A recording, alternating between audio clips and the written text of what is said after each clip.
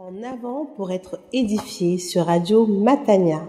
Voici la prédication. Chers auditeurs de Radio Matania, je vous propose donc maintenant une prédication du pasteur Claude Missindibazi, pasteur responsable de l'église protestante évangélique Matania. Prédication qui a pour titre « Jésus, Fils de Dieu ».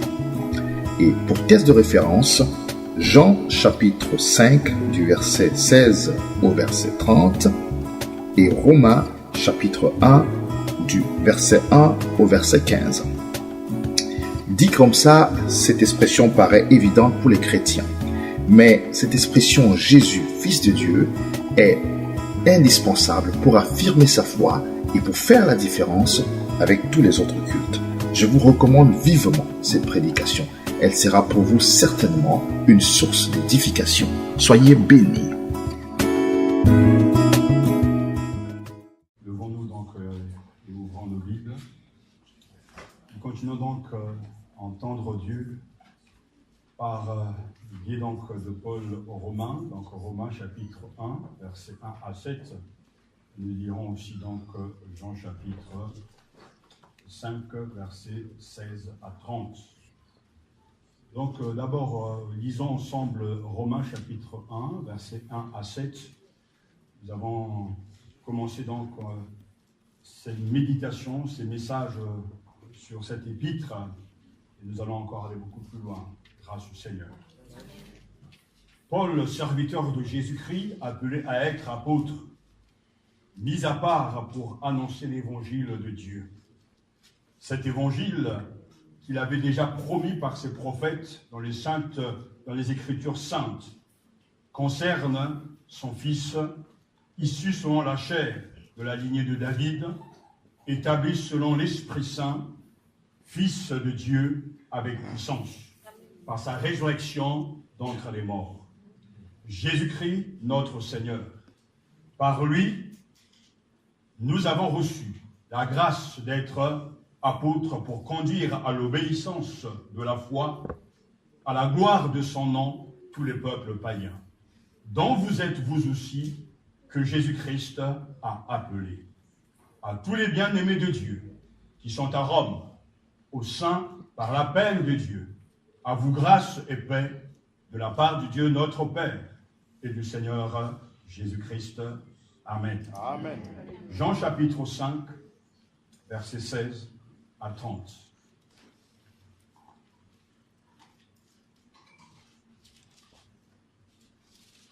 Jean chapitre 5, verset 16. C'est pourquoi les Juifs poursuivaient Jésus, parce qu'il faisait cela pendant le sabbat. Mais Jésus leur répondit, « Mon Père travaille jusqu'à présent, moi aussi je travaille. » À cause de cela, les Juifs cherchaient encore plus à le faire mourir, non seulement parce qu'il violait le sabbat, mais parce qu'il disait que Dieu était son propre Père, se faisant ainsi lui-même égal à Dieu. Jésus leur répondit donc, en vérité, je vous le dis, le Fils ne peut rien faire par lui-même, mais seulement ce qu'il voit faire au Père, et tout ce que le Père fait, le Fils aussi le fait également. Car le Père aime le Fils et lui montre tout ce qu'il fait. Il lui montrera des œuvres plus grandes que celles-ci afin que vous soyez dans l'étonnement. En effet, comme le Père ressuscite les morts et les fait vivre, de même aussi le Fils fait vivre qui il veut. De plus, le Père ne juge personne, mais il a remis tout jugement au Fils, afin que tous honorent le Fils comme ils honorent le Père. Celui qui n'honore pas le Fils n'honore pas le Père qu'il a envoyé. En vérité, je vous le dis, celui qui écoute ma parole et qui croit à celui qui m'a envoyé a la vie éternelle et ne vient pas en jugement. Amen. Mais il est passé de la mort à la vie. Amen. En vérité, je vous le dis, l'heure vient et c'est maintenant, où les morts entendront la voix du Fils de Dieu, et ceux qui l'auront entendu vivront. En effet, comme le Père a la vie en lui-même, ainsi il a donné au Fils d'avoir la vie en lui-même, et lui a donné le pouvoir d'exercer le jugement, parce qu'il est Fils de l'homme. Ne vous en étonnez pas, car l'heure vient où tous ceux qui sont dans les tombeaux entendront sa voix. Ceux qui auront fait le bien en sortiront pour la résurrection et la vie. Ceux qui auront pratiqué le mal pour la résurrection et le jugement. Moi, je ne peux rien faire par moi-même. Selon ce que j'entends, je juge. Et mon jugement est juste. Parce que je ne cherche pas ma volonté, mais la volonté de celui qui m'a envoyé. Amen. Amen. Merci Seigneur pour ta parole. Elle nous sanctifie et merci pour vos prières. Asseyez-vous. Alors quel est le lien donc entre ces deux textes? Nous avons vu que dimanche passé, Paul, le portrait de Paul, selon donc l'épître aux Romains, nous avons pu donc nous arrêter sur l'envoyé du Seigneur. Paul qui est serviteur de Jésus-Christ, appelé à être apôtre, mis à part pour annoncer l'évangile de Dieu. Cet évangile, justement, qu'il avait déjà promis par ses prophètes dans les Écritures saintes, et il le précise ici, concerne son Fils, verset 3 donc de Romains chapitre 1, issu selon la chair de la ligne de David, établi selon l'Esprit Saint, Fils de Dieu, avec puissance par sa résurrection d'entre les morts. Donc, au cœur de l'évangile selon Paul, il y a cette proclamation, cette vérité, Jésus, le Fils de Dieu. Ainsi, l'évangile a un contenu définissable. Jésus, le Fils de Dieu. Paul annonce l'évangile qui vient de Dieu. Concernant son Fils, né de la race de David, selon la chair, établi Fils de Dieu avec puissance, selon l'esprit de sainteté, par sa résurrection des morts, Jésus-Christ, notre Seigneur. Ces paroles contiennent la christologie de Paul. Paul croit que Jésus-Christ est Seigneur. Paul proclame et croit que Jésus-Christ est le Fils de Dieu. Jésus-Christ est devenu, selon donc la nature humaine, un descendant de David et a été, selon le Saint-Esprit, établi Fils de Dieu avec puissance. Cet établissement ne signifie pas que Jésus est devenu le Fils de Dieu par sa résurrection. Il était déjà Dieu. Il a toujours été Dieu. Mais il a pris cette forme humaine afin de porter nos fautes et de mourir sur la croix pour nos iniquités. Ce Jésus, qui est descendant donc de David, déclaré, ou plutôt investi, proclamé, Fils de Dieu avec puissance, selon l'esprit de sainteté, lors de sa résurrection. Donc, le contenu du message de l'évangile de Paul, c'est Jésus-Christ, Seigneur, Jésus-Christ, le Fils de Dieu. Et laissez-moi vous dire que cette vérité, ce titre important, qu'est Jésus-Christ, le Fils de Dieu, est un titre très, très important. Et j'aimerais toute votre attention parce que je crois que c'est important que les chrétiens comprennent le vrai contenu de l'évangile. Pour ne pas faire dire à la Bible ce que la Bible ne dit pas. Le contenu de l'évangile, c'est Jésus-Christ, le Fils de Dieu. Amen. Paul est envoyé par le Seigneur, et il le dit bien, appelé à être apôtre, mis à part pour annoncer l'évangile de Dieu. Et cet évangile, promis donc par ses prophètes dans les Écritures saintes, concerne son Fils, Jésus-Christ, le Fils de Dieu. Donc Paul est intimement convaincu que la filiation, c'est-à-dire le lien de parenté unissant Jésus à son Père, a toujours été d'actualité. J'insiste déjà sur le fait que Jésus, en devenant être un être humain, n'a pas commencé à être Fils de Dieu, mais avant le commencement, avant que tout soit, le Fils était déjà Dieu. Lui qui était déjà Messie, de par sa naissance davidique, a été glorieusement désigné et investi de sa royauté comme tel par sa résurrection des morts. Fils de David, selon l'humanité et les relations de parenté qu'elle comportait mais fils de David selon la divinité. Donc Jésus était 100% homme et 100% Dieu. S'il n'était que 100% Dieu, on ne pourra pas se reconnaître en lui. Mais Jésus-Christ était 100% humain, c'est pour ça qu'il est descendant de David, mais humain, sans péché, puisqu'en lui, il n'y avait point de fraude. Le Christ, donc, a été incarné, a pris cette forme humaine, afin de devenir pour chacun d'entre nous un modèle, un sauveur, et aussi un guide parfait.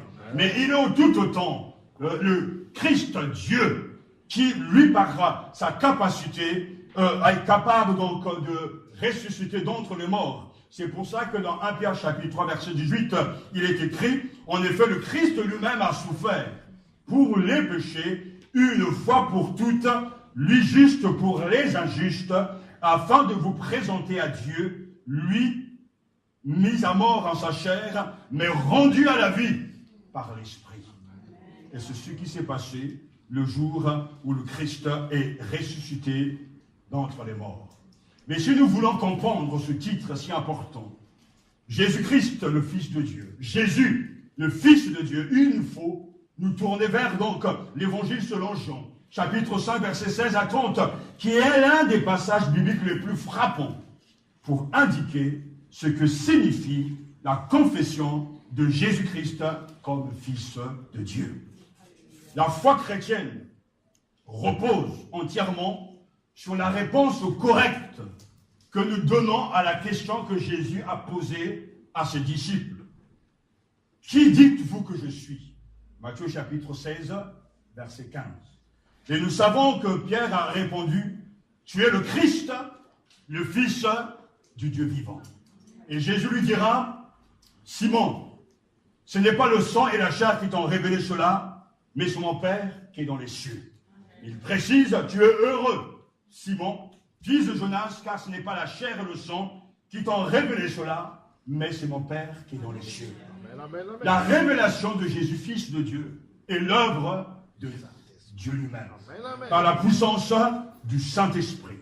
Et si ce matin, chacun pouvait répondre à cette question que Jésus pose, qui dites-vous que je suis?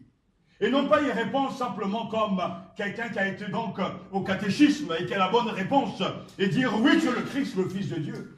Parce que tout le monde peut le dire, tout le monde peut le répéter. Mais il y a une grande différence entre la connaissance intellectuelle et la révélation qui vient de Dieu. Parce que c'est cette révélation qui transformera Pierre et l'Église et tous les croyants. Cela vient de Dieu qui t'a révélé au-dedans de toi Jésus-Christ, le Fils de Dieu. Et si nous réussissons à répondre à cette question, alors tout le reste est secondaire. On pourra s'interroger pourquoi les bébés meurent, on pourra s'interroger pourquoi il y a le mal dans le monde. Tout ça, ce ne sont que des questions secondaires, parce que la question la plus importante, c'est celle qui concerne l'identité de Jésus lui-même. Et Paul prêche l'évangile, et cet évangile a un contenu, Jésus, le Fils de Dieu. Dans le credo, on le dit souvent, on le récite souvent, je crois en Dieu le Père, tout-puissant, créateur du ciel et de la terre. Et en Jésus-Christ, son Fils unique, notre Seigneur. Semaine après semaine, des millions de croyants récitent ces mots du symbole des apôtres. Mais que voulons-nous dire quand nous déclarons que Jésus est le Fils unique de Dieu? Parce que c'est l'évangile que Paul prêche. Son contenu, c'est Jésus. Le Seigneur, le Fils de Dieu. Que voulons-nous dire quand nous affirmons que le Dieu de la Bible a un fils? Nous ne sommes pas en train d'affirmer que, comme nous, qui avons des enfants, Dieu aussi a un enfant. Non, mais nous devons comprendre ce que la Bible dit sur ces choses. Parce qu'il en va de notre théologie, de nos croyances. Les témoins de Jéhovah ne croient pas que Jésus soit le Fils de Dieu. Et bien d'autres religions, il est important dans leur religion, mais ils n'acceptent pas que Jésus soit le Fils de Dieu. Nous croyons que le Christ est le Fils de Dieu. Parce que la Bible le dit, mais parce que le Seigneur nous l'a révélé. Donc avant d'aborder ce passage, et cette compréhension que Jésus lui-même donne de ce titre, parce que celui qui répond et qui nous donne les éléments de compréhension à ce titre particulier, il est important de comprendre déjà, selon l'évangile de Jean, que les mots fils ne doivent pas être, en tout cas, interprétés de la même manière. En grec, il y a deux mots, tekna et ios. Et on ne peut pas faire, en tout cas, la différence dans nos textes, dans le texte français, à moins de faire attention que lorsqu'il est question de ios, c'est-à-dire fils unique, on utilise donc le F majuscule pour bien montrer qu'il est question là du Fils de Dieu lui-même. Mais quand il s'agit des fils des hommes, il est question donc d'utiliser le petit f, donc le F minuscule, pour nous faire comprendre qu'il y a une différence dans le vocable qu'utilise l'évangéliste. À titre d'exemple, dans Matthieu chapitre 5, verset 9, Jésus, dans le sermon sur la montagne, dira « Heureux ceux qui procurent la paix, il sera appelé fils de Dieu. » Donc il est question là de fils de Dieu. Heureux ceux qui procurent la paix, il sera appelé fils de Dieu. Ça ne veut pas dire que les croyants sont de même nature que Dieu. Mais le fait qu'ils sont des artisans de paix, ils sont dans l'imitation, ils sont dans un comportement qui correspond à Dieu leur Père. Car notre Dieu est le Père, un Père qui accorde la paix. Le prince de la paix, c'est Jésus-Christ. Ceux qui travaillent, les artisans de paix, suivent le modèle de leur Père.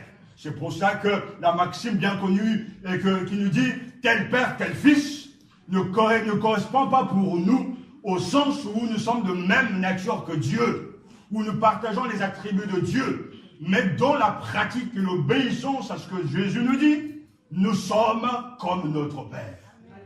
Alors c'est pour ça qu'il faut faire attention en lisant donc l'évangile selon Jean, de bien comprendre la signification de ce mot, parce que cet évangile, nous savons, a été écrit dans le but de nous amener à croire. Croire quoi? Que Jésus-Christ est le Fils de Dieu. Et qu'en croyant, nous ayons la vie en son nom. Donc tout ce que Jean écrit, tous ces signes qu'il a sélectionnés, ont pour but de nous amener à croire que Jésus est le Christ, le Fils de Dieu, et que par cette foi, vous ayez la vie en son nom. Et Jean ne cesse donc de mettre en valeur le Christ. C'est pour cela que Paul est dans la continuité de l'évangéliste. Son contenu, c'est Jésus, le Fils de Dieu. Que ce Jésus soit le Christ est une réalité. Loin de l'éternel, celui qui a été choisi par Dieu pour apporter le salut aux hommes. Que vous croyez que Jésus, le Christ, est le Fils de Dieu et qu'en croyant, vous ayez la vie en son nom. Donc chacun ce matin peut percevoir dans ce texte quelque chose d'immense, de profond, de fort. Le contenu de l'évangile. Ce n'est pas parler des choses qui feront du bien aux gens. Le contenu de l'évangile, ce n'est pas de s'occuper des bobos des gens. L'évangile, c'est une personne. L'évangile, c'est Jésus. L'évangile, c'est Jésus, le Fils de Dieu. L'évangile, c'est Jésus qui est Dieu. Et lorsque on arrive à comprendre cela, on peut être heureux parce que c'est une révélation qui vient de Dieu. C'est pour ça que dans l'évangile selon comme Jean que nous venons de lire, le contexte immédiat est la guérison miraculeuse d'un homme paralysé depuis 38 ans. Parce que Jésus va donner sens à ce titre. Jésus va définir ce titre, Fils de Dieu, suite à un événement qui a eu lieu, un miracle. Un homme malade, paralysé depuis 38 ans, va être guéri par Jésus le jour du sabbat. Jean chapitre 5, verset 8 nous dit « Lève-toi, lui dit Jésus, prends ton lit et marche. » C'est ce que fit l'homme, et sans doute est-il retourné chez lui. Jean nous informe que l'événement s'est produit le jour du sabbat. C'est pourquoi les autorités prirent l'homme à partie, car il portait un fardeau le jour du sabbat. Jésus qui l'a guéri de sa paralysie le jour du sabbat va avoir des problèmes. C'est pourquoi les Juifs poursuivaient Jésus. Parce qu'il faisait cela le jour du sabbat, pendant le sabbat, nous dit le verset 16. Pendant le sabbat, pourquoi est-ce qu'ils sont en colère? Pourquoi sont-ils mécontents alors que cet homme souffrait? 38 ans de galère, de misère, de malheur, de douleur, de cris, de peine, de tristesse. Mais Jésus passe par là et il guérit ce malade. Au lieu que le peuple soit dans la joie, les responsables religieux, les Juifs, sont mécontents. Et le verset 16 dit clairement, c'est pourquoi les Juifs poursuivaient Jésus, parce qu'il faisait cela pendant le sabbat.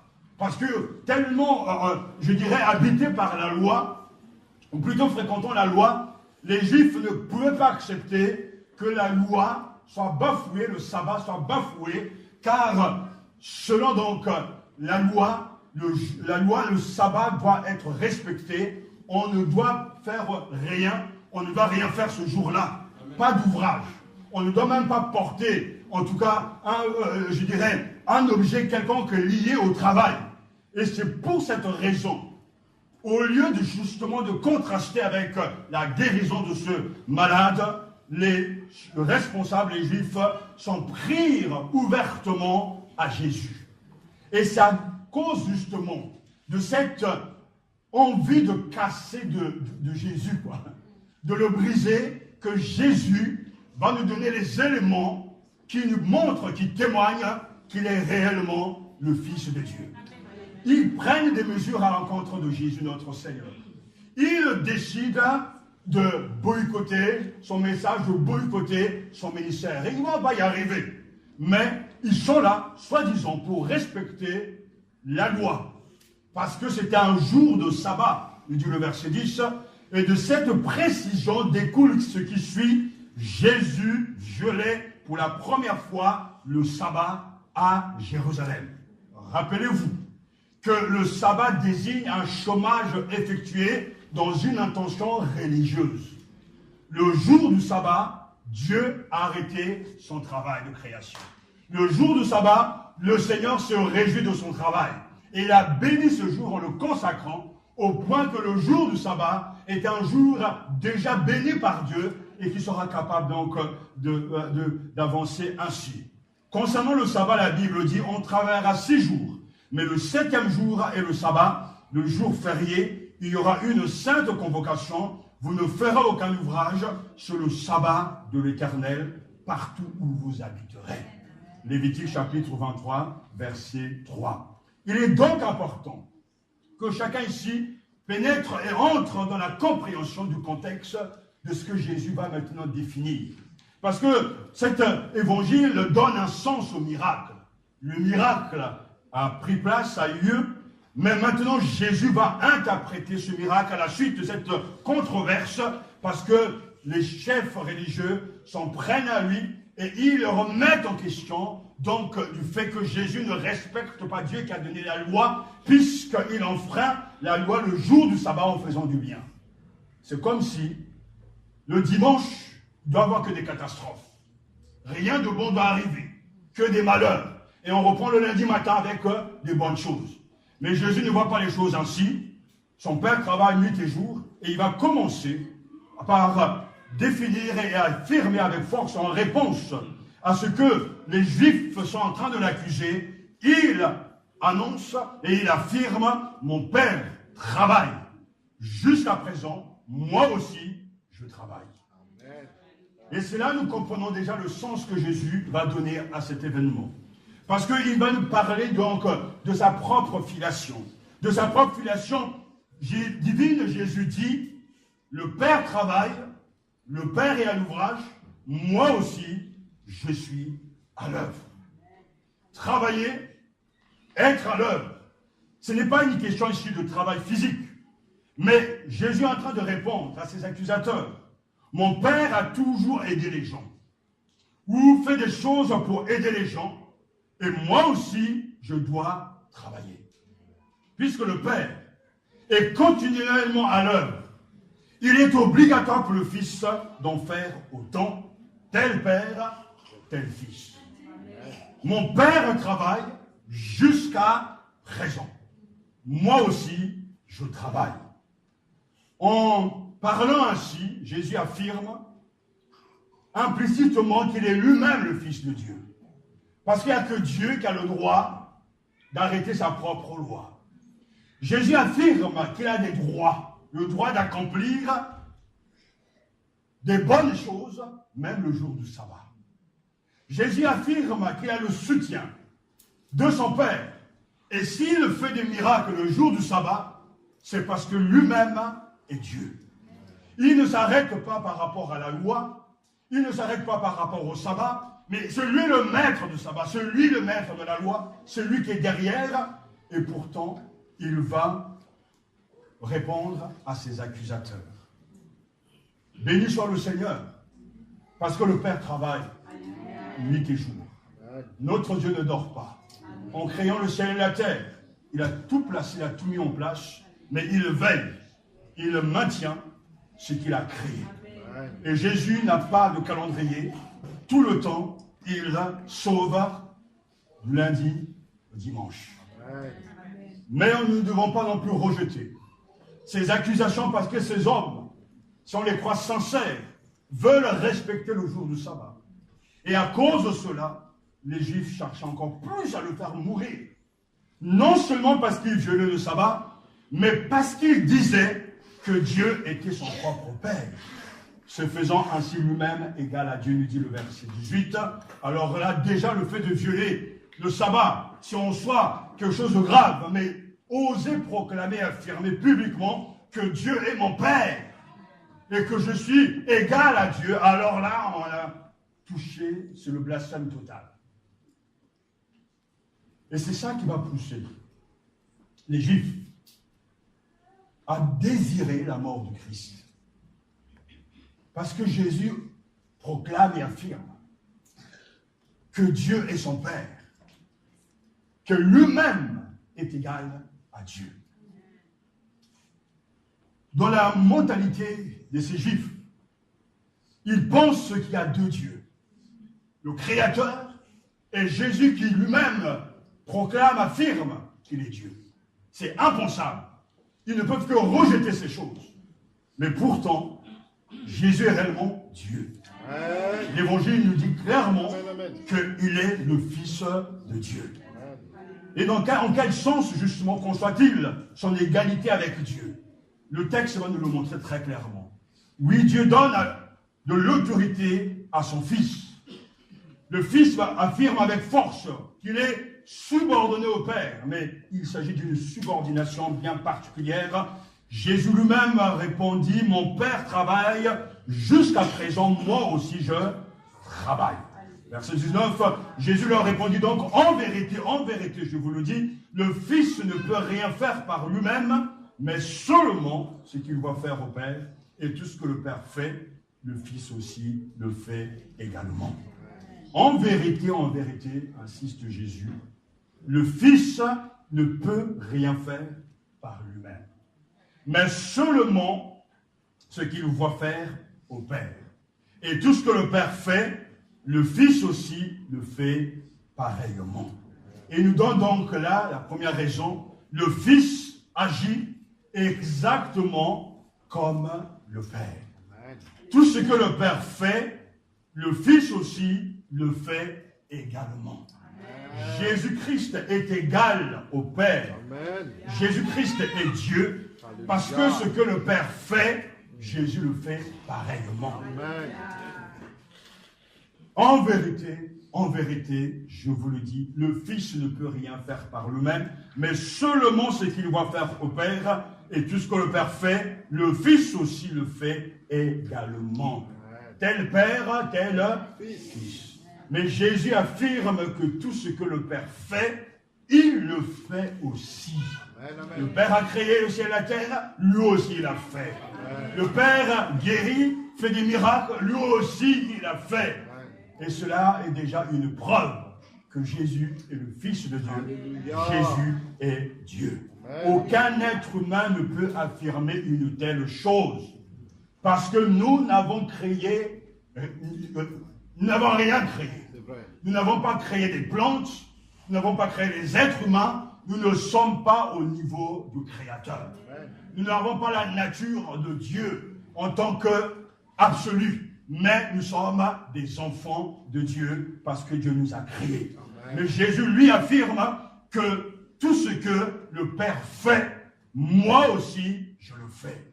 Ainsi, nous comprenons très clairement quand Paul dit l'évangile concerne son Fils, Jésus-Christ, notre Seigneur, il est en train de dire très clairement que Jésus est Dieu, au même niveau que le Père, et comme si on le verra au même niveau que le Saint-Esprit.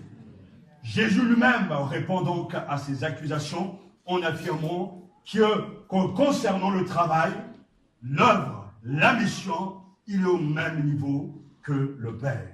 Ensuite, verset 20, il donne en tout cas une autre vérité qui découle et qui est là pour prouver et confirmer que Jésus est égal à Dieu. Car le Père aime le Fils et lui montre tout ce qu'il fait. Verset 20. Le Père aime le Fils et lui montre tout ce qu'il fait. Donc, de sa propre filiation divine, Jésus dit, il est égal à Dieu en amour et en connaissance. Le Père, le car est très important parce que nous avons la raison, car le Père aime le Fils. Ce verset 20 est une bombe spirituelle, une vraie révélation. Parce que on quitte le monde, on n'est pas dans le monde des hommes, on n'est pas encore dans la situation, le Christ est venu sur cette terre. Toujours et toujours, le Père aime son Fils. Toujours et toujours, le Fils aime son Père. Toujours et toujours, le Père montre tout à son Fils. Et toujours, le Fils fait ce que le Père lui montre. Entre eux, il y a une telle relation, il y a de l'amour. Le Père aime le Fils aime le Père. Car le Père aime le Fils et lui montre tout ce qu'il fait. J'ai un fils, je sais ce que ça veut dire, parce qu'en tant que père, je lui montre certaines choses, etc. Et c'est une preuve d'amour, parce que c'est le lien qu'on ne peut pas dissoudre. Et nous avons dans ce que Jésus dit quelque chose de remarquable, parce que parlant de sa filiation divine, il affirme qu'il est égal à Dieu, son Père, parce qu'il aime et en même temps il connaît. Car le Père aime le Fils, il lui montre tout ce qu'il fait. Il lui montrera même des œuvres, dit le texte, des œuvres plus grandes, nous dit le verset 20, que celui-ci, afin que vous soyez dans l'étonnement. Et c'est vrai que Jésus, lorsqu'il va prendre la forme humaine, va faire des choses extraordinaires. Il va guérir des malades, il va pardonner les péchés, et nous avons vu avec le paralysé qu'il est capable de guérir totalement. Mais les œuvres plus grandes, ce n'est pas celle-là. Les œuvres plus grandes, c'est que Dieu le Père, aimant son Fils, lui donnera le pouvoir de donner la vie et de juger les vivants et les morts. Ce sont des œuvres plus grandes. Car le Père aime le Fils et lui montre tout ce qu'il fait. Il lui montrera des œuvres plus grandes que celles-ci, afin que vous soyez dans l'étonnement. Et c'est vrai, parce que ces œuvres plus importantes, plus merveilleuses, nous serons étonnés. Parce que non seulement Jésus a le pouvoir de donner la vie physique, de ressusciter les morts physiques, mais il a le pouvoir aussi de donner la vie et de ressusciter les morts spirituels. Et au dernier jour, au temps de la fin, temps futur, il jugera chacun parce que le Père lui donne l'autorité de juger à cause de l'amour qu'il a pour son Fils. En d'autres termes, leur amour mutuel est parfaitement réciproque. Mais l'expression de cet amour maintient une distinction. Le Père n'est pas le Fils et le Fils n'est pas le Père. Dieu en trois personnes, Père, Fils et Saint-Esprit, mais unis, indissociables dans le fait que, dans l'absolu, ils s'aiment à fond. Et tout ce qu'ils font est l'acte d'amour. Quand je méditais ce texte, je me suis dit, mais Seigneur, là, il n'est même pas question d'abord de rédemption.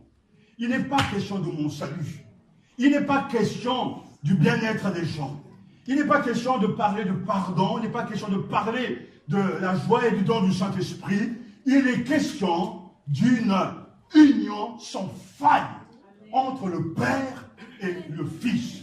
Et ça me donne une puissante révélation, parce que lorsque Jésus va venir sur cette terre, ce n'est pas d'abord pour moi, ce n'est pas d'abord pour toi. Jean 3,16 dit, car Dieu a tellement aimé le monde qu'il a donné son Fils unique, afin que quiconque croit en lui ne périsse point, mais qu'il ait la vie éternelle. Il y a ce mot tellement, mais ce mot tellement remonte avant tous les siècles. Jésus est venu sur cette terre avant tout par amour pour son Père. Et ça, c'est l'évangile que Paul prêchait. C'est l'amour qu'il a pour son Père qui le pousse à venir. Et parce qu'il nous aime aussi, il va mourir pour moi et pour toi. Car le Père aime le Fils et lui montre tout. Donc, dans l'amour, il décide, pour racheter l'humanité, de l'envoyer sur la terre. Mais en venant, Jésus témoigne. Son amour au Père, le démontre, mais il le démontre aussi à l'égard de ceux qui sont perdus. Je ne sais pas comment ne pas louer Dieu pour cet amour. Pourquoi est-ce que Paul dans Éphésiens va prier que Dieu vous donne de comprendre la profondeur, la longueur, la hauteur de l'amour infini de Dieu? Parce que le jour où chaque croyant comprend l'amour de Dieu, il est changé pour la vie. Parce que cet amour va au-delà de la compréhension, au-delà de notre imagination. Notre salut est un salut qui découle de l'amour. Nous sommes sauvés parce que Dieu nous aime. Parce que Jésus nous aime. Et parce que Jésus aime son Père. Et il va le démontrer. Je descends pour toi, mais je descends aussi pour eux. Père, sois béni d'avoir ce merveilleux Seigneur. C'est parce que le Père aime le Fils que le Fils peut faire tout ce que le Père fait. Mais comme le Père est parfait, le Fils fait pareil, il est parfait. Le Fils accomplira sa mission de faire tout ce que le Père lui a ordonné. Pourquoi? Alléluia. Parce que le Fils est le sujet favori de l'amour de Dieu. C'est que le Père aime le Fils et lui montre tout ce qu'il fait. Le Père m'aime parce que je me dessaisis de ma vie pour la reprendre ensuite. Jean chapitre 10, verset 17. Le Fils est le sujet favori de l'amour de Dieu. Le Père m'aime. Jésus savait que son Père l'aimait. Et qu'importe si les gens ne l'aimaient pas, il était aimé par son Père. Et ça, c'est quelque chose qui donne de la force et de l'identité à quelqu'un. Savoir que mon Père m'aime, ma mère m'aime. Et Jésus lui dit, mon Père m'aime parce que je me dessaisis de ma vie pour la reprendre ensuite. Et toute la mission de Jésus s'accomplit dans l'amour du Père. Et à son tour, Jésus partage cet amour avec les disciples. Jean chapitre 15, verset 9. Je vous laisse mon amour. Je vous donne ma joie. Mais c'est toujours lié à l'amour. Amen. Parce que Jésus est envoyé par Dieu. Son œuvre est une œuvre divine, l'œuvre de Dieu lui-même. Quand il dit mon Père, jusqu'à présent est à l'œuvre et moi aussi je suis à l'œuvre, les Juifs comprenaient qu'il se faisait l'égal de Dieu, c'est vrai. Mais Jésus ajoute ce que le Père fait, le Fils le fait pareillement. Les œuvres de Jésus viennent du Père. Et c'est même le Père demeurant en Jésus qui accomplit ses œuvres. Jean chapitre 14, verset 10. Ces deux-là, ou ces trois-là, ils sont tellement unis. Et c'est pour ça que l'amour est la plus grande des vertus. Le plus grand des fruits. Parce que Dieu est amoureux. Dieu aime. Dieu est amour. Et tout ce qu'il fait est toujours conditionné, motivé par l'amour. Les paroles de Jésus aussi sont les paroles de Dieu. Pas seulement les œuvres. Ce que Jésus déclare au monde, c'est ce qu'il a entendu auprès du Père. Jean chapitre 8, verset 26. Il ne dit pas ce que le Père lui a enseigné. Il ne dit que ce que le Père lui a enseigné, verset 28. Jean chapitre 8. La vérité qu'il annonce, il a entendu auprès du Père. Jean chapitre 8, verset 40. Et la parole de Jésus n'est pas la sienne, mais celle du Père qui l'a envoyé.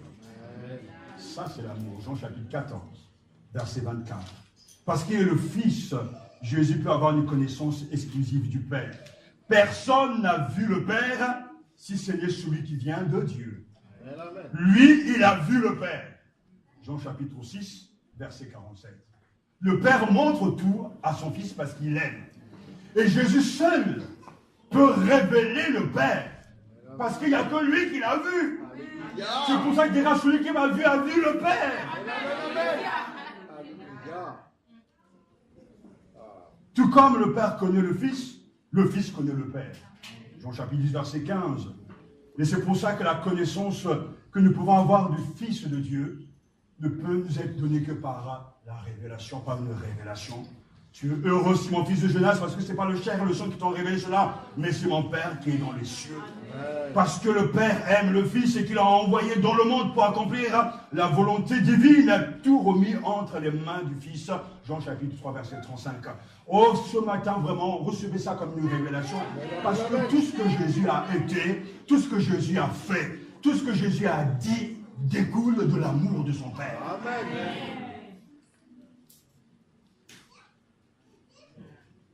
Et c'est pour ça qu'on comprend que le Père, aimant son Fils, lui donnera même tous les droits. Nous l'avons chanté ce matin, il a reçu le nom qui est au-dessus de tout nom. Dieu l'a élevé au plus haut des cieux. Pourquoi? Mais parce que le Père aime son Fils. Amen, amen. Il veut le bien de son Fils. Amen. Et comme Jésus aime le Père, et qu'il nous aime aussi, il veut notre bien. Amen. N'oubliez jamais ça, que Satan ne vous enlève pas cette vérité. Votre salut découle de l'amour du Père et du Fils et du Fils. C'est parce qu'ils aiment tous les deux que vous pouvez être sauvés. Alléluia.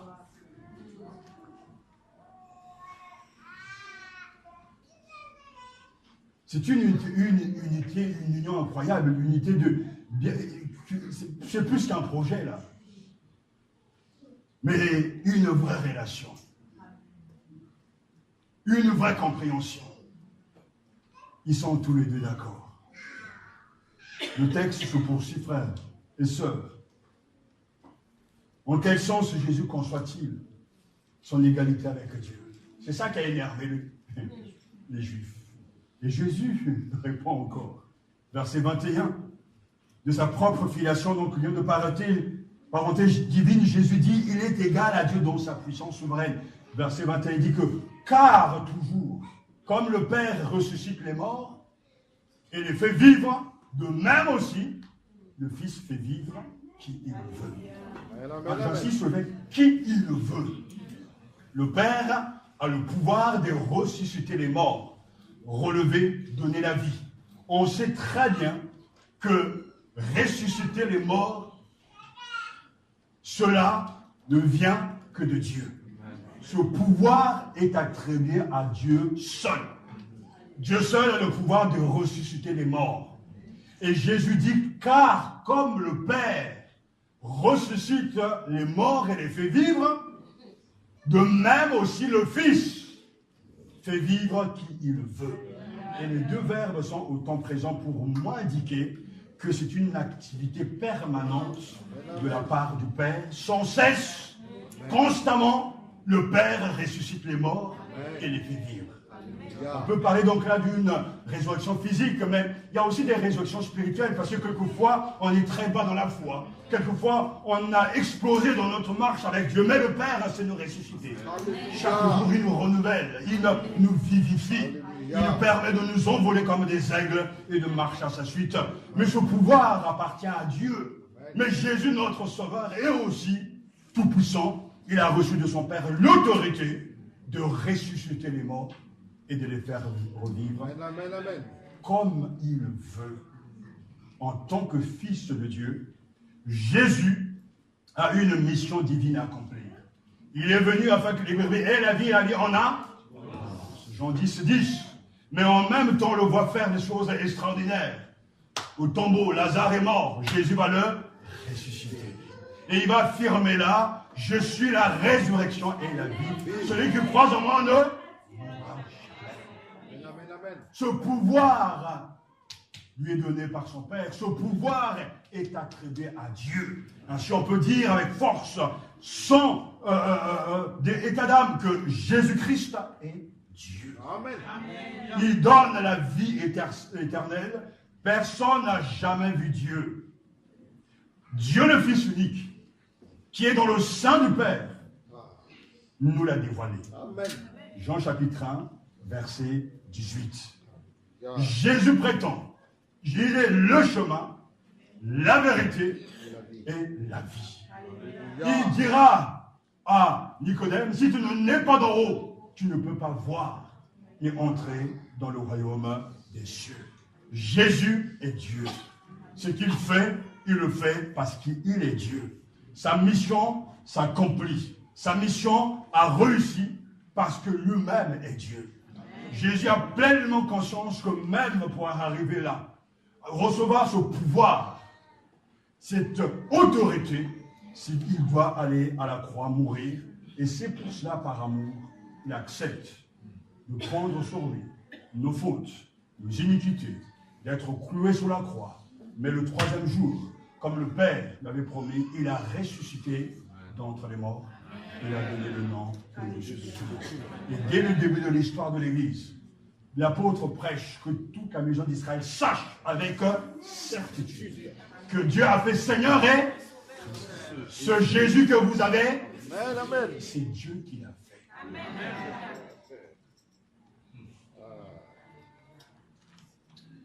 En quel sens Jésus conçoit-il son égalité avec Dieu? Les Juifs sont mécontents et Jésus pousse encore le bouchon plus loin. Il affirme qu'il a reçu l'autorité, verset 22, de juger.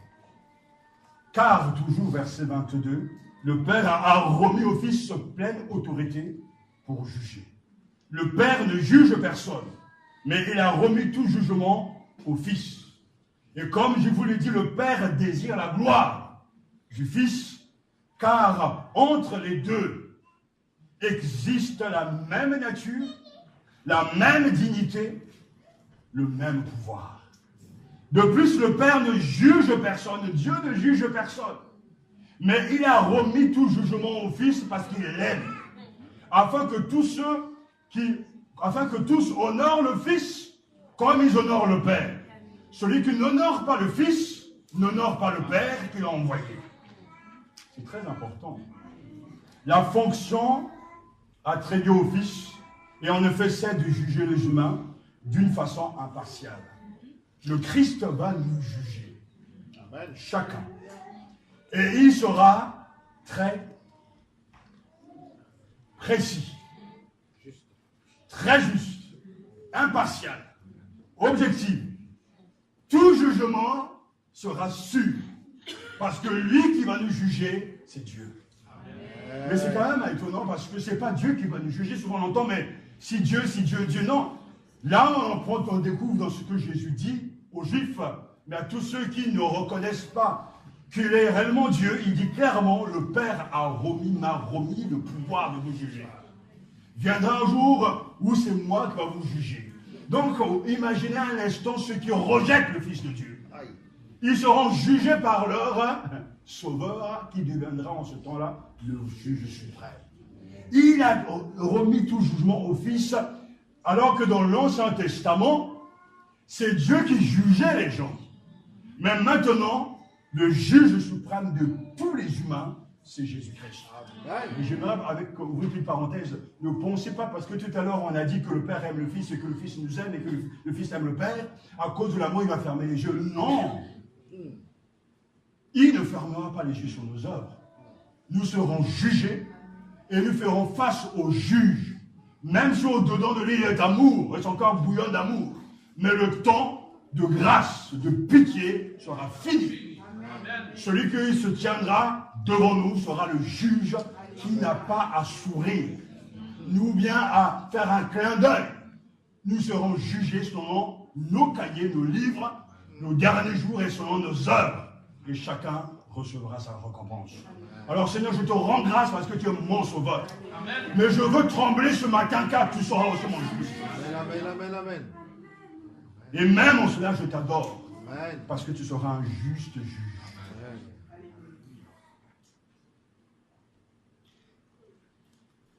Et il dit pourtant, mais pourquoi ce jugement? Afin que tous honorent le Fils, comme ils honorent le Père.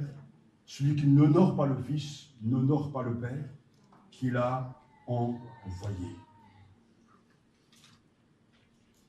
C'est la dernière affirmation que Jésus donne et qui prouve qu'il est égal à Dieu. Lui aussi a droit à l'adoration. Il dit le verset 23, lui aussi va être honoré. Au même titre que le Père. Celui qui n'honore pas le Fils, n'honore pas le Père qu'il a envoyé. C'est la volonté du Père que tous honorent le Fils de la même façon qu'ils honorent le Père. L'honneur ici, c'est une attitude respectueuse. Lorsqu'on honore quelqu'un, alors on peut louer la personne. On peut féliciter la personne. C'est de faire l'éloge de son nom. On honore un chef d'État. On honore un président. On honore un homme charismatique qui fait du bien. Jésus est Dieu.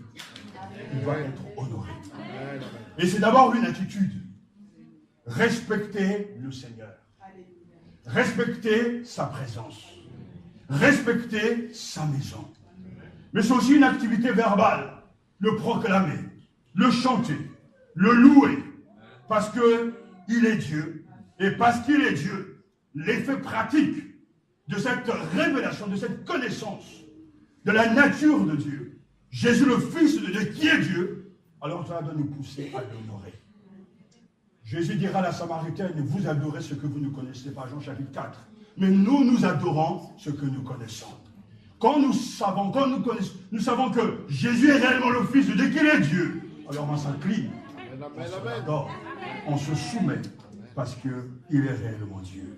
Jésus, le Fils du Père, l'envoyé pour le salut de l'homme, celui qui a la même activité que Dieu, dont il incarne la volonté et le projet.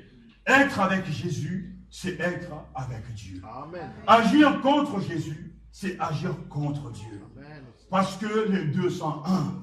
Si nous n'honorons pas le Père, nous n'allons pas honorer le Fils. Il y a comme souvent cette réflexion stupide dans les églises. Je viens à l'église pour un tel, je viens pas à l'église pour tel frère ou pour tel pasteur, etc. Comme si on pouvait les dissocier. L'église appartient à Dieu, mais l'église, ce sont les croyants. Quand on vient à l'église, on vient pour le Seigneur, on vient aussi pour les frères et sœurs. Amen. On ne vient pas simplement dire, je viens écouter la parole, et même si je ne crois pas en ce prédicateur, c'est pas comme ça qu'on doit raisonner, parce qu'on est liés par rapport à la parole du Seigneur. On ne peut pas dissocier le Père et le Fils, même si, dans l'absolu, ils sont bien sûr séparés, mais les deux sont un. Et ne cherchez pas à les séparer, de tous ensemble, il n'y en a pas. Celui qui est pour Jésus sera pour l'Église. Amen. Celui qui est pour l'Église sera pour les frères et sœurs qui servent le Seigneur. C'est-à-dire que c'est un tout. Amen. Que Satan ne continue pas à vous ridiculiser en croyant que oui, je peux séparer dans ma tête, lui est ceci, cela, l'Église. Non. Celui qui aime Dieu aime son Église. Amen. Et il aime les frères et sœurs dans l'Église. Amen. Parce que c'est la maison de Dieu. Il n'y a pas deux ciels. Il n'y a pas deux chambres là-haut, une pour toi et une pour les autres. Et de l'autre là-haut, ça n'existe pas.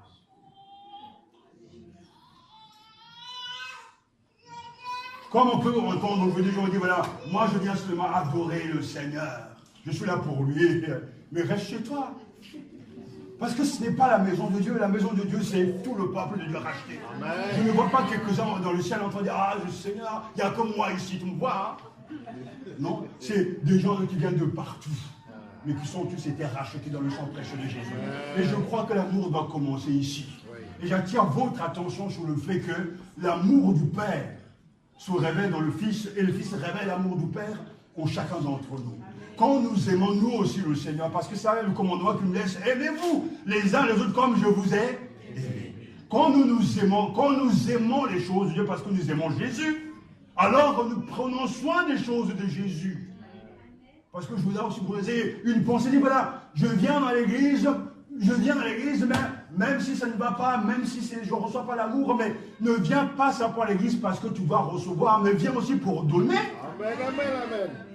Aucune église locale ne sera parfaite parce que ça n'existe pas. Mais viens avec le sentiment de donner de l'amour aux autres. Yeah. Au lieu toujours de prendre, de t'empiffrer. Les bénédictions des autres, donne aussi. Je vais venir parce que je veux faire du bien à mon frère.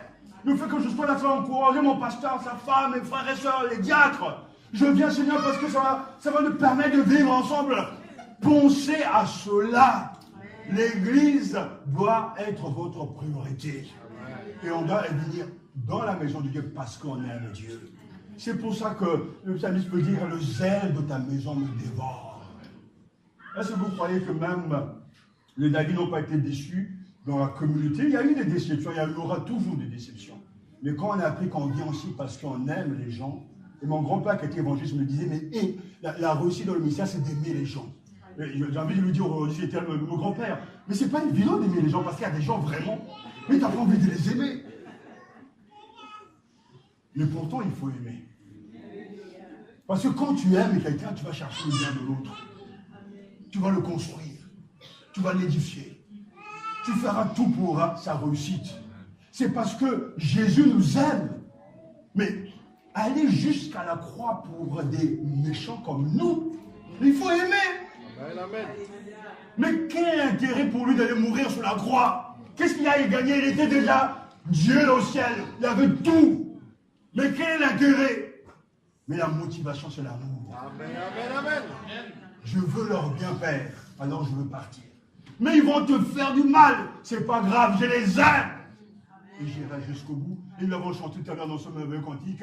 Jusqu'au bout. Tu as été obéissant jusqu'à la mort. C'est l'amour de Dieu. Amen. Frères et sœurs, nous avons un sauveur parfait. Amen. Jésus, le Fils de Dieu. L'évangile, c'est ça. En vérité, je vous le dis, celui qui écoute ma parole et qui croit à celui qui m'a envoyé à la vie éternelle et ne vient pas en jugement, mais est passé de la mort à la vie. C'est très riche le texte, parce qu'il se rend compte que celui qui me reçoit celui qui m'a envoyé. Quand Jésus entre dans la maison de quelqu'un, mais c'est Dieu aussi qui entre. Amen. Donc en fait, quand vous recevez Jésus chez vous, la Trinité arrive, Père, Fils, Saint-Esprit, nous sommes là. Alléluia. C'est pour ça que les chrétiens sont forts dans la foi. Parce qu'ils transportent Dieu. Et Jésus dit même, celui qui écoute ma parole et qui croit à celui qui m'a envoyé à la vie éternelle. Amen. Et ne vient pas en jugement, mais il est passé de la mort à la vie. Alors je te donne là vraiment la recette pour éviter le jugement. Croire en Jésus, après avoir écouté sa parole.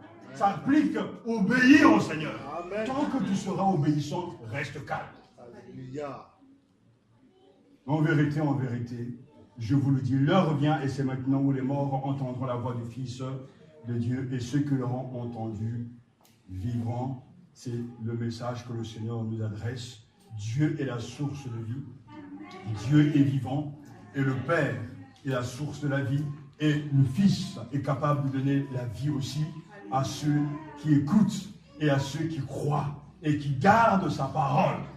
Et Jésus l'a montré en gardant la parole de son Père. Il demeurait dans le Père et le Père demeurait en lui. Le Fils de Dieu affirme avec force qu'il est également le Fils de l'homme, avec à ce titre, le Père l'a investi de l'autorité de juger le monde. Verset 27, le Père a donné au Fils le pouvoir d'exercer le jugement parce qu'il est le Fils de l'homme. C'est le seul passage où il est question du Fils de l'homme. Et cela est très important.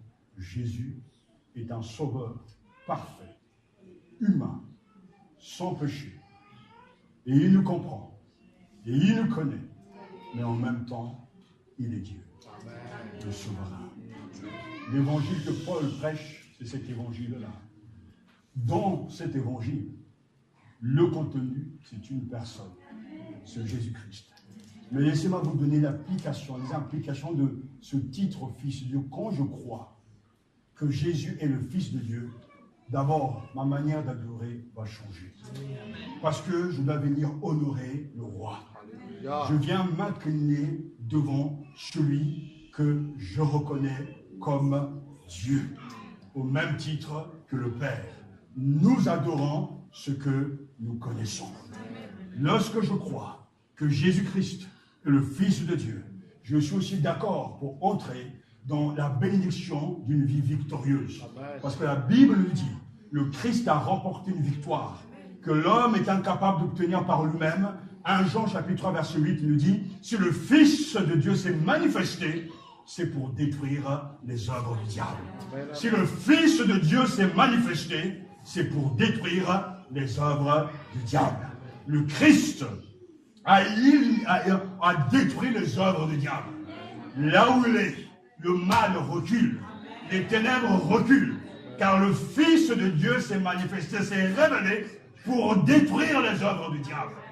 Et c'est pour cela que Jésus est notre vainqueur. Amen. Je crois que Jésus est le Fils de Dieu. Je crois qu'il est venu pour détruire les œuvres du diable. Amen. Je crois que Jésus est le Fils de Dieu. Par sa mort sur la croix, il a éliminé ce qui nous séparait de Dieu. Amen. Romains chapitre 5 verset 10 nous dit, nous avons été réconciliés avec Dieu au moyen de la mort de son Fils. Amen. Oui, au moyen de la mort de son Fils. Le Christ est le Fils de Dieu. Par sa mort, lorsque je crois, je suis réconcilié avec le Père. Alléluia. Le Christ nous donne un nouveau statut. La bonne nouvelle de Dieu concerne son Fils issu de la descendance de David selon la chair, institué Fils de Dieu avec puissance selon l'esprit de sainteté, du fait de sa résurrection d'entre les morts, Jésus-Christ, notre Seigneur. Et c'est pour nous que cette victoire a été remportée. Qui est vainqueur du monde? Sinon celui qui croit que Jésus-Christ est le Fils de Dieu. 1 Jean chapitre 5 verset 5, vous voyez les implications pratiques au quotidien. Celui qui croit que Jésus est le Fils de Dieu est vainqueur du monde. Et le monde se définit avec sa convoitise, ses désirs, l'orgueil, toutes ses œuvres, mais celui qui croit que Jésus-Christ est le Fils de Dieu est vainqueur du monde. Parce que Christ a accompli. Nous avons un autre statut. Nous avons un héritage spirituel. Alléluia, Dieu a envoyé son Fils pour que nous recevions l'adoption filiale. Et parce que vous êtes des fils, Dieu a envoyé dans notre cœur l'esprit de son Fils qui crie « Abba Père ». Ainsi, tu n'es plus esclave, mais fils. Tu es aussi héritier du fait de Dieu. Galates chapitre 4, verset 7. Vous voyez, il y a une implication pratique lorsque nous croyons que Jésus-Christ est le Fils de Dieu. Ça, c'est l'évangile. Confesser Jésus-Christ, Fils de Dieu, c'est le point de départ de la foi, donnant accès au baptême au nom du Père, du Fils et du Saint-Esprit. Vous connaissez bien sûr l'eunuque éthiopien lorsqu'il se promenait et a posé cette question, si tu crois, Philippe lui dit, si tu crois de tout ton cœur, cela est possible parce qu'il va être baptisé. Et ce haut fonctionnaire dira, je crois que Jésus-Christ est le Fils de Dieu. Alors il va être baptisé. Actes chapitre 8. Lorsque je crois que Jésus-Christ est le Fils de Dieu, alors je suis dans une autre condition spirituelle. Je suis crucifié avec le Christ. Ce n'est plus moi qui vis, c'est le Christ qui vit en moi. Ma vie présente dans la chair, je la vis dans la foi du Fils de Dieu, qui m'a aimé et qui s'est livré pour moi. Alléluia. Galates chapitre 2, verset 20. Et ce titre va même loin jusque dans l'Église, parce que l'unité de l'Église et la marque de sa maturité découle de ce titre Fils de Dieu. Jusqu'à ce que nous soyons tous parvenus à l'unité de la foi et de la connaissance du Fils de Dieu. À l'état de l'homme adulte. À la mesure de la stature parfaite du Christ. Éphésiens chapitre 4, verset 13. Qui aurait pensé que ce titre Fils de Dieu a de telles implications? Parce que tout est centré sur lui. L'évangile que Paul prêche, c'est le Fils de Dieu. Le Fils de Dieu. Jésus est Dieu. Amen. Jésus est humain. Amen. Et un homme, un centurion, un païen, a été le premier à confesser publiquement, vraiment, cet homme était Fils de Dieu. Amen, amen. Ce païen, regardant Jésus en croix, a eu le regard qui va au-delà de ce qui est charnel. Ce regard a pénétré et a vu que cet homme-là est le Fils de Dieu. Et c'est ce regard, j'aimerais que vous ayez ce matin. Comme l'a dit Luther, si tu veux connaître Dieu, commence à la crèche et à la croix. Si tu veux connaître Dieu, commence à la crèche. Regarde à la crèche. Regarde à la croix. Parce que celui qui est suspendu, cloué, c'est le sauveur du monde. Mais c'est Dieu. Et l'officier, justement, nous invite à rejoindre son regard et à contempler celui qui jadis était sur la croix, mais qui n'y est plus. Et pouvoir dire aussi, oui, vraiment cet homme est le Fils de Dieu. Je crois que Jésus est le Fils de Dieu. Et je termine avec cette citation. Parce que c'est tellement important face à ces fausses doctrines. En l'an 325, déjà, l'Église est attaquée. Mais il y a eu ces paroles élaborées au Concile de Nicée. Et je termine par ces paroles, parce que c'est aussi moi, je me joins à ces vérités. Je crois que Jésus est le Fils de Dieu. Je crois en un seul Seigneur, Jésus-Christ, le Fils unique de Dieu, né du Père avant tous les siècles, lumière issue de la lumière, vrai Dieu issu du vrai Dieu, engendré et non créé, d'une même substance que le Père et par qui tout a été fait. Oui, je crois que Jésus est le Fils de Dieu. Je vous invite